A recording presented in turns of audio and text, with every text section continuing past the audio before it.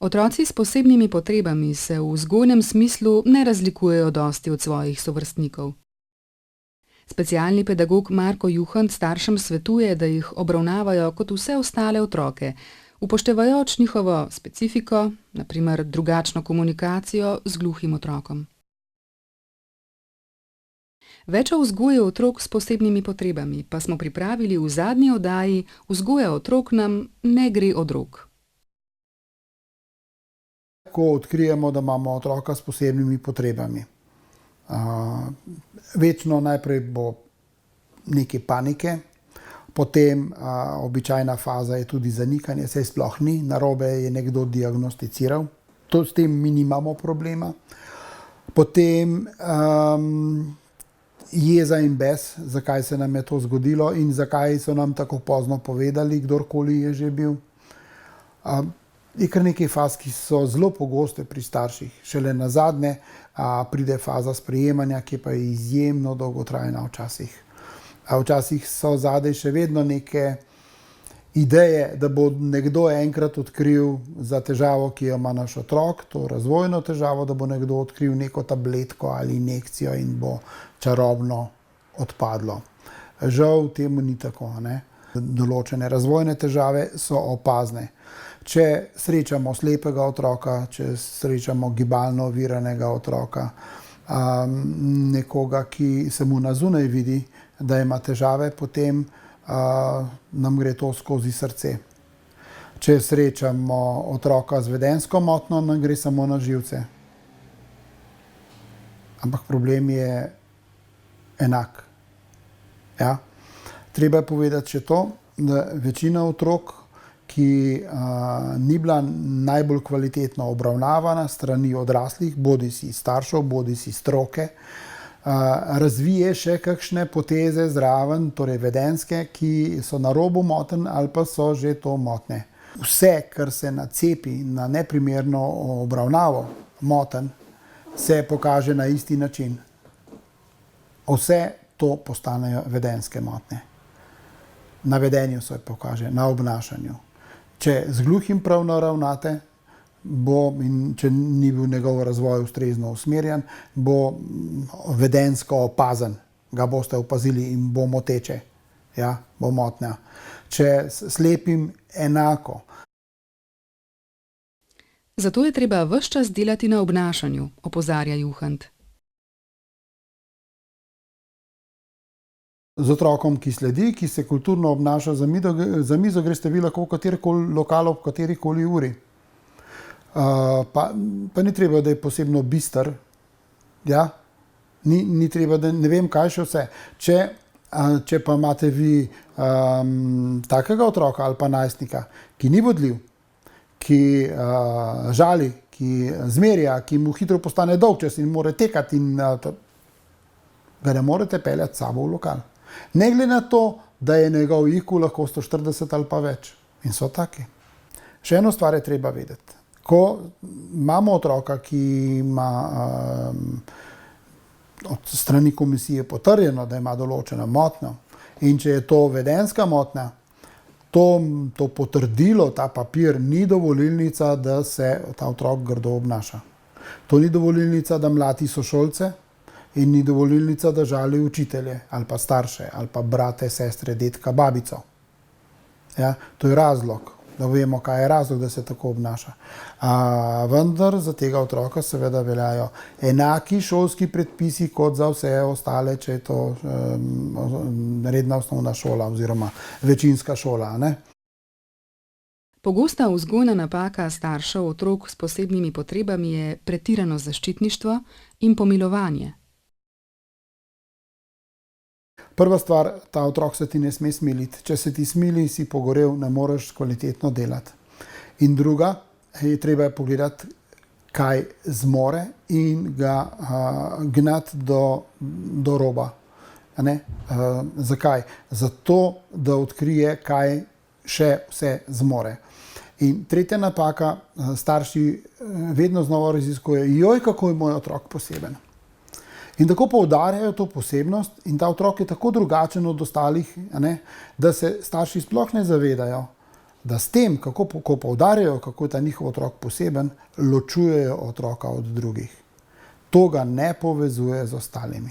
Namesto, da bi poiskali, po čem je pa moj otrok običajen, čisto navaden.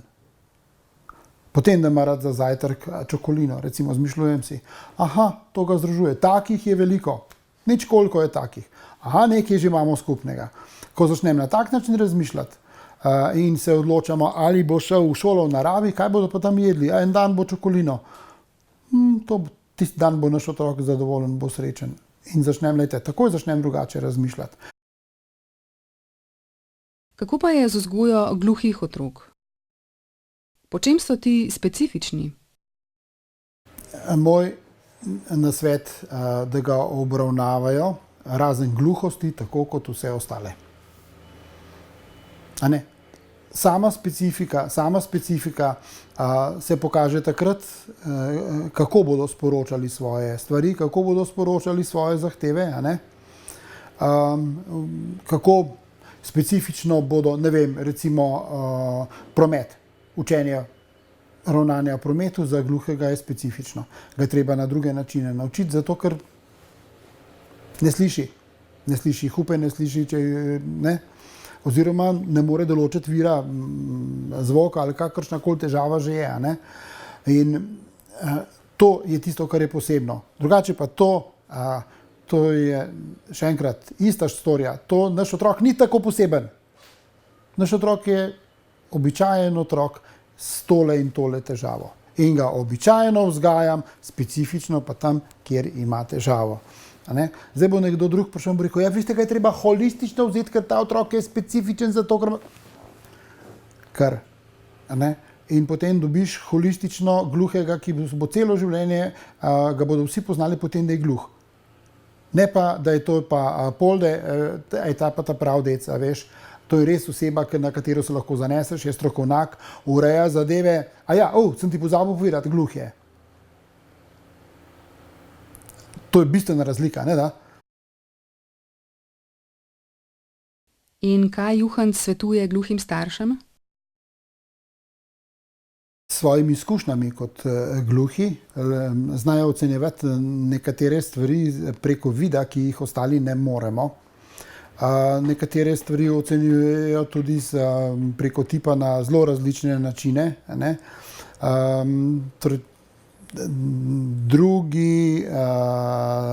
Drugi senzori prevzamejo določeno vlogo.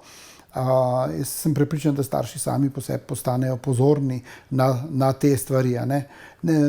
Drugače pa treba, jaz mislim, da so situacije, ko bomo neko osebo zanesljivo, tako, ki sliši, ki jo cenimo, vprašali, ti naš mulc vpije ves čas ali kaj.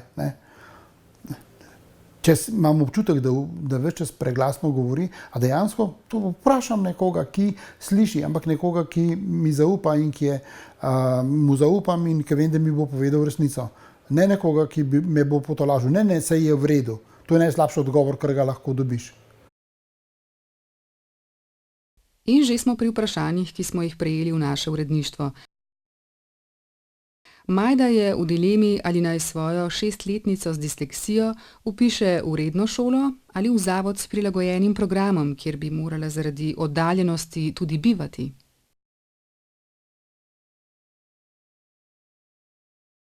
Otroci, ki imajo bralno-napisovalne motnje, recimo dislektiki, so bili obravnavani kot nižje inteligentni svoj čas. In so se lahko zaradi tega, ker niso mogli brati, so se znašli v šoli s prilagojenim programom, pa je njihova inteligentnost čisto običajna, čisto normalna. Danes nihče ne razmišlja o tem, da bi tako ravnal, ampak so v šoli, torej v večinski šoli, in je program vsaj delno prirejen. Razlika med osnovno šolo in šolo s prilagojenim programom je prav v tem, kaj se prilagaja.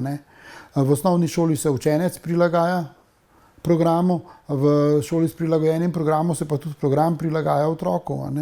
Oboje je lahko prava rešitev, odvisno od otroka in odvisno od institucije in okolja, v katerem dela. Če gre samo za neko tako geografsko vključenost, a veste, pa otrok ne more napredovati dejansko, ker ne more slediti programu, ne more slediti zahtevnosti, uno, drugo, tretje, potem je to brez veze.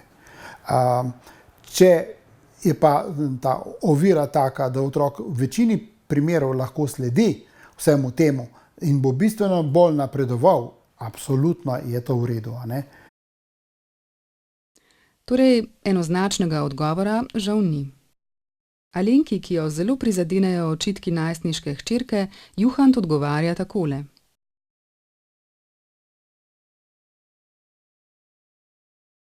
Najstniki bodo vedno znova našli nekaj za očitati, našli bodo tisto, v čemer sami še niso dobri. To je znak, da tega še ne obvladajo, nič drugega.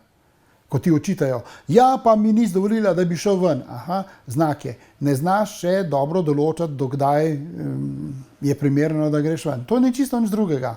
To je meni znak, aha, tega še ne obvlada. In gremo, delamo naprej, dalje po izkušnjah. Toliko časa, da je zanesljiv. Začne se že pri 3-letnem, 4-letnem otroku, kaj. Če mama noče deklici kupiti tele Elze, one zmrznjene, ne, iz tistega filma, ali pa barbike, ali pa nečesa takega, samo roga tokle velikega in noče kupiti, kaj bo rekla punčka, prav, pol te pa ne maram. In ne, a ne se mama zdaj zjokajo? Ne, mama bo rekla, v redu, ampak jaz te imam vseeno rada. In ta mala bo rekla, ne, pa me nimaš. In mama bo rekla, ja, pa te imam. In čisto nič ne moreš narediti proti temu. Čez 20 sekund bo prišla ta mala mami, veš, jaz sem se samo hecala. Če mama ne zna tega rešiti, se je pa, ne, sem te rodila, sem te na svet spravila z vsemi riziki, z vsem onim drugim, nikoli več ne bom tistih kopalk mogla obleči zdaj in tako naprej, ne, a veste, ne, in pričakovanje hvaležnosti in take štorije, to pol je pa narobe. Ampak to se bo enako zgodilo pri mami, ki sliši ali pa ki ne sliši. Ista fora. In enkrat napoči čas, ko bodo otroci zapustili svoje gnezdo in si ustvarili svoj dom in družino. Staršem bo vedno težko, ko otroci odhajajo, zmeraj se jim zdi, da je prezgodaj, zmeraj. Pa bi lahko še malo, pa bi lahko še to, pa tega še ne ve, pa onega. Preproste stvari. Pri moških je treba biti pozoren, da znajo ravnati s pralnim strojem. Pa s sušilnim strojem, to je prva stvar, ker jest grejo lahko kamorkoli, kadarkoli, nobeden pa ne nosi umazanega perila v kemično čistilnico. Ne, to je treba pa obvladati. Spomnim se zgodbe z zavoda Hrastovec, tam so težave torej duševni razvoj, ne. In ko so prvo stanovanjsko odprli, je stanovanjsko skupino, se pravi tam, kjer je bilo manj nadzora in tako se pričakuje večja samostojnost. Kolegi, ki so tam delali, z njimi smo bili skupaj na nekem seminarju in so rekli, za enega mlajšega moškega, nekaj čez 30 let, ga je bilo treba vedno opozarjati, uredi se, umij se, obri se in tako naprej. Ampak on je bil strašno zainteresiran iti tja in poskusiti to, kako je tam bivati tam. In ko so mu rekli, da bo moral sam skrbeti zase, se je to obrnilo čez noč. Nikoli več ni bilo treba reči mu obri se, ker je to urejal sam. In to je to, ko dozoriš, ko je situacija zrela in ko ta oseba dozori. Mislim, da nas starši dobro vzgajajo, mogoče bi bili pa tudi lahko malo bolj strogi, ker smo pa kdaj pri kakšnih stvarih pa kar malo preveč razvajeni. Rada pa jo imam zelo. Radi imejte svoje otroke na odgovoren način. Ne razvajajte, vzgajajte in vodite jih z jasnimi mejami in zgledi. Preberite kakšen priročnik z vzgojno tematiko. Nekaj odličnih naslovov Marka Juhanta vas še čaka v našem uredništvu. In ker se vloga staršev in z njimi povezane skrbi končajo šele z našim koncem, še naprej sprejemamo vaša vprašanja. Naslovi so izpisani na ekranu. Serija Vzgoja otrok nam ne gre od rok se izteka. Hvala vsem, ki ste nam jo s svojimi nastopi, vprašanji in odgovori pomagali sooblikovati. Vseh 6 delov si lahko kadarkoli ponovno ogledate na spletni TV in na našem YouTube kanalu.